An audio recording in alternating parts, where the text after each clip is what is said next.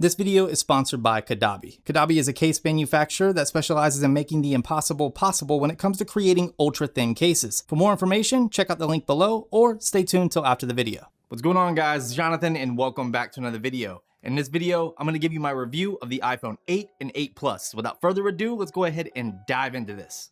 Since 2007, Apple has released a new iPhone every year, and consumers gobble it up every 365 days. This year marks the 10th anniversary of the iPhone, and for that special time, Apple has released 3 new phones.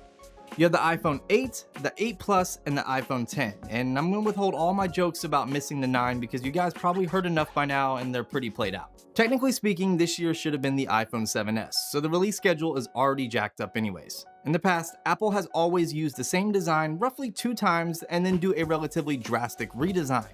So it works like this. Apple releases an iPhone, we'll say the iPhone 4. Okay, it's going to have a different design versus the iPhone 3G, 3GS, and iPhone in general. Then the following year, they're going to release the iPhone 4S. They're going to remove the internals, put in some better internals, swap out the camera, then call it a new phone. Then the next year, they're going to release the iPhone 5. It's going to have a different design. Then it's going to just keep repeating this process over and over and over until now. With that being said, Apple introduced the iPhone 6 and 6 Plus in 2014. And since then, we've seen 3 more models, including the iPhone 8 and 8 Plus. However, there has not been any design change outside of moving the antenna bands, or, now in this case, the iPhone 8 and 8 Plus have a glass back. I mean, we do get some unique colors like the jet black of last year, the matte black, even the product red version of last year. This year we have a different shade of gold. So in terms of design language, nothing has changed. And I know, you guys are gonna say that's where the iPhone 10 comes in, but let's not get ahead of ourselves. This is not a review for the iPhone 10, this is a review for the iPhone 8 and 8 Plus. There's no denying that the design of the iPhone 8 and 8 Plus is outdated, and quite frankly, it's ugly. The enormous bezels on the front are ridiculous for a 2017 flagship device. Even though the glass back does shimmer and shine, it's still the same dull design as previous models. Let's just say it like this. You could take a turd, wrap it up like a candy bar, but guess what? It's still a turd. You see what I mean? There is a pretty neat little feature that comes with that glass panel. The new iPhones feature wireless charging. Well, Qi wireless charging to be exact. And though the tech has been in phones for years now, this is a major move for Apple. Before all you Android fans get all crazy on me and say, my Android device has had wireless charging for years now, it's not revolutionary, let me just explain like this. When Apple picks up on a feature, it becomes a trend. When something is trending, what happens? Other companies pick up on it. Other manufacturers pick up on it. They start making different accessories. It's now open in other places, such as Starbucks. So just picture this. You have an Android device. You have your Note 8. About a year from now, you walk into a Starbucks. Now, every Starbucks you walk in has a table with a Qi wireless charger. Instead of being limited per store, it becomes a company-wide thing. Why? Because Apple adopted this technology to make it a trend. Unfortunately, the iPhone takes forever to charge wirelessly. Unless you're at a place that you're going to be at for hours, there's no way you're going to get a full charge just going to a Panera or Starbucks. Now yes, Apple did say they're going to push out an update to enable fast wireless charging on the iPhone 8, 8 Plus, and iPhone 10, but that doesn't really give you true fast wireless charging.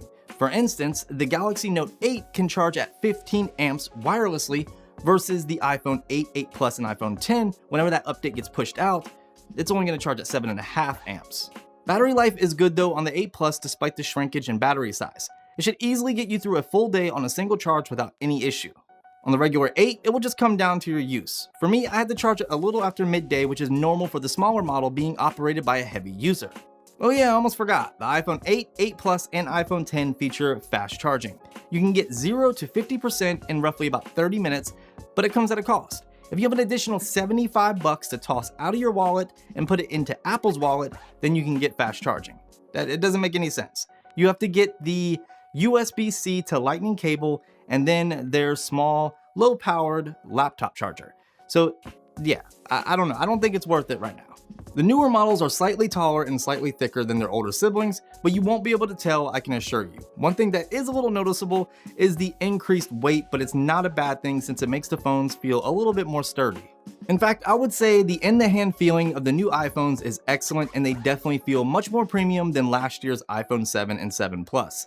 Apple claims they have used the strongest glass possible to make the iPhone 8 and 8 Plus more resilient, and it's going to hold up against drops and scratching. But let's be real for a minute. They never specified what kind of glass they used, and we all know if it's not sapphire, it's still going to scratch. So if I were you, I would cop a skin from Colorware, throw it on the back of your phone. It's not going to add any unnecessary bulk. It's going to give you fingerprint protection and scratch protection.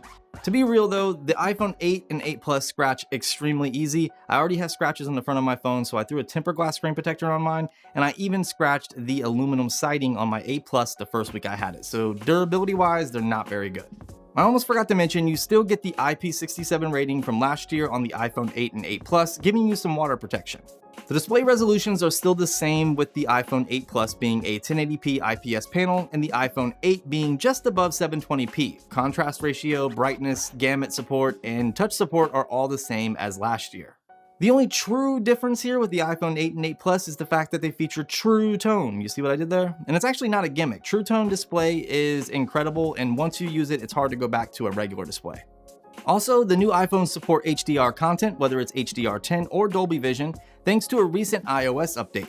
However, the trick that Apple has done here is it doesn't really fully support HDR content. I mean, it is going to look a little bit better, but it's not true HDR since it's all done with software optimization.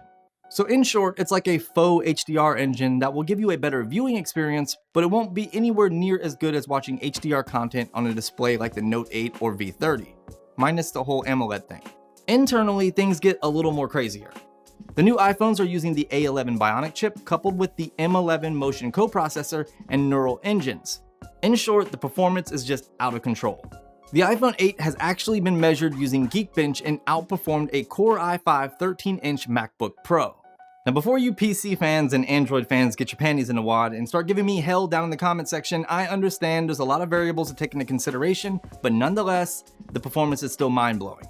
Theoretically, the iPhone 8 and 8 Plus won't take full advantage of the neural engine of the A11 since the iPhone 10 will be tapping into this for its facial recognition capabilities. However, if you went ahead and bought the iPhone 8 or 8 Plus, don't worry, you're still gonna get some kickbacks from all that power. Basically, it comes down to machine learning from the image and voice recognition in order to accelerate the AI software. The iPhone 8 and 8 Plus will be able to take full advantage of this through augmented reality applications. I tried out a few like the Sky Guide, the IKEA app, Filmer, and even messed around with a couple games. My take from all this is Apple is doing something incredible with AR. In fact, in some ways, I would say that it's better than the VR experience I'm getting on some of my Android devices. When it comes to power, with the iPhone 8 and 8 Plus, there's nothing really in the App Store or that you can do to bog down these phones. It's gonna play games like butter, and it's gonna give you an experience that, well, you deserve for the amount of money that you're gonna spend on these devices. iOS has always been my safe haven when it comes to a mobile operating system. It's always been consistent, reliable, and even though some may call it boring, it's actually very advanced and uses a minimalistic approach to getting things done. Well, it did until Apple went and messed it up with iOS 11. iOS 11 is awful, especially for an update that didn't do anything hardly for the cosmetic nature and dated visual presentation of Apple's mobile operating system. I mean, it did introduce a few useful features like the one-handed keyboard for the Plus models, or even the ability to do a screen recording straight from the control center. The new file system is pretty stupid, given the fact that it doesn't give you control of hardly anything right now unless you link your online storage to it or use iCloud, which leaves me dumbfounded. Working your way around Control Center for the most basic functions like turning on or off your hotspot or AirDrop is hidden away by a force touch. 75% of people will never figure this out. Even the Settings app seems to be a bit scattered and confusing. I'm still finding random things in random places that I never knew existed. Pretty much it's like being drunk 24/7 and someone handing you a phone. An example is like the ability to download different voices for Siri, which is under the accessibility option and not the actual Siri function. Okay, so I mentioned all these things and I haven't even mentioned the worst feature of iOS 11, the bugginess. I mean, it's pretty ridiculous when you pay good money for a top shelf device and sometimes the phone app doesn't even open and the keyboard hides the bottom portion of your messages so you can't read what you're typing. Or how about all the random app closes that happen and the ridiculous gyroscope issues that make it damn near impossible to switch from landscape to portrait mode sometimes? Now, I understand that these things can be fixed with a software update, but let's be real. Apple has pushed out 3 updates since iOS 11 with my iPhone 8 and 8 Plus, and it has fixed hardly nothing. I mean, for everything they fix, they always screw up something else. It's pretty ridiculous.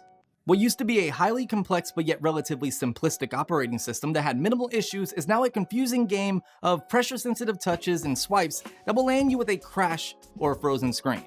It's not all bad though. As I said, there are a few good features that work well, including the updates to Siri, increasing her contextual awareness, and learning as you use Apple's voice assistant more and more. Finally, we have landed on the stars of the show, in my personal opinion, which are the cameras. The cameras on paper show they are pretty much identical to last year's, however, the performance is a different story. The difference isn't mind-blowing, but nonetheless, there are subtle differences in contrast, sharpness, saturation, and just overall making the images more pleasing to look at. The dynamic range has also been improved, specifically for stills, and for video, it's a smidge better, but hardly noticeable. What is noticeable on the video side is the ability to record in true 24p and now 60p in 4K. Plus, you get 120 frames per second and 240 frames per second 1080p slow motion, which looks excellent. On the still side, Apple has introduced something called slow sync with the flash. Basically, it's a combination of True Tone flash and the shutter mechanism to give you a better, more true-to-life image when the flash is absolutely necessary. More so, because of this technology, you can use portrait mode with flash, giving you pleasing results at the times you need it the most. Oh, and speaking of portrait mode, Apple has introduced something called portrait lighting on the iPhone 8 Plus, which not only uses the depth sensing technology to give you a portrait mode style photo, it gives you the ability to manipulate the lighting source in post as well. This, in return, will give you some interesting results, which is undeniably addicting. All in all, the cameras on the new iPhones are a definite win and by far the most interesting aspect of these newer models. So what does all this crap mean? Well, I'm an Apple lover. I'm passionate about the products they make, and in some instances, I'm a bit biased when it comes to Apple products. So that means it pains me to tell you that these devices just really aren't worth your hard-earned money. If you're looking to upgrade from an iPhone 6S or 6S Plus, just skip these models. Take a look elsewhere. Sure, you do get some awesome bells and whistles, but in terms of everyday performance and using the phone as a phone, you won't notice a difference outside of the living hell that Apple is calling iOS 11.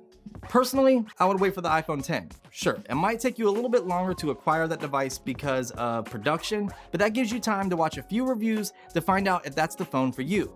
If that ends up being a dud, then I would seek refuge elsewhere and try something a little different, maybe like the LG V30 or Note 8 or even the HTC U11.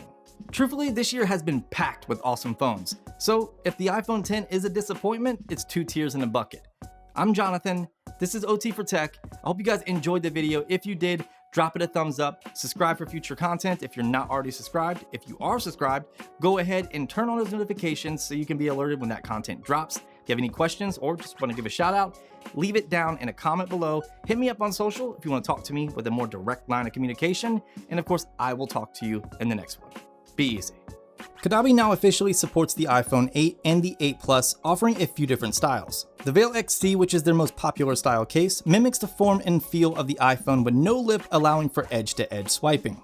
The Sheath is an ultra-thin case similar to the Veil XD. However, the Sheath offers drop protection from up to 6.5 feet since it's made of shock-absorbing material. You also get a lip for lay-on-the-table protection. It offers a very nice grip and tactile buttons. Lucid Clear is a crystal clear, ultra slim hard case that allows for protection up to 6.5 feet as well. The button cutouts are designed specifically wider to allow easier operation. Same thing goes for the ports. Lastly, we have Synthesis, which is still a slim design case but focuses more on protection with its 9.8 foot tested drop protection. It uses 2 different polymers fused together for this protection, and it features a scratch and smudge resistant backing. For more information on any of these cases, make sure you check out the link below.